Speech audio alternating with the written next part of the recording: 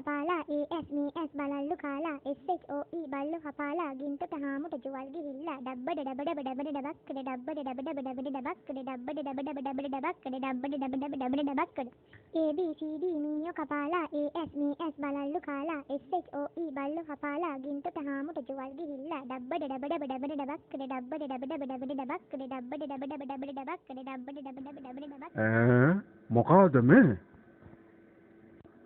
කොහෙද යන්නේ? වයසට හරි මොඩෝ දැන් කොහාටද යන්නේ?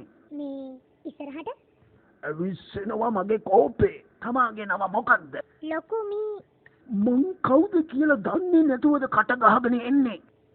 දන්නවා වල් අලි මේ කැලේට වඩාම බල සම්පන්න මමයි. ඒ නිසාම මේ කැලේට අධිපති මමයි.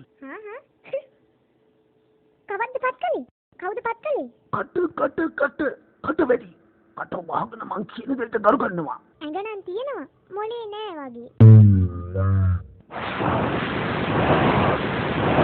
පාගනවා මට යකා වැහුනොත් ඔය කිරි පිට්ටම් වෙන්න. පාගයි අපි බලා හිටියොත්. කෝ මේ ගයිවාරු කාර්යය.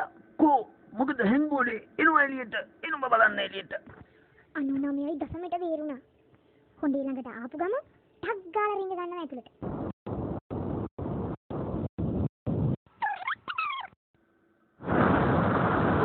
අම්මෝ ලොකුමී එළියට එනවා. ලොකුමී එළියට එනවා.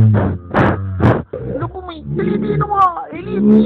ලොකුමී එළියට එනවා. ඉක්මනින් එළියට එනවා. හරි. එහෙනම් මට පොරොන්දු වෙනවා මට ආපහු හිරියර කරන්නේ නැහැ කියලා. හරි ලොකුමී එළියට එනවා. මං හිරියර කරන්නේ නැහැ. ලොකුමී එළියට එනවා. ඉක්මනින් එළියට එනවා. ලොකුමී එළියට එනවා.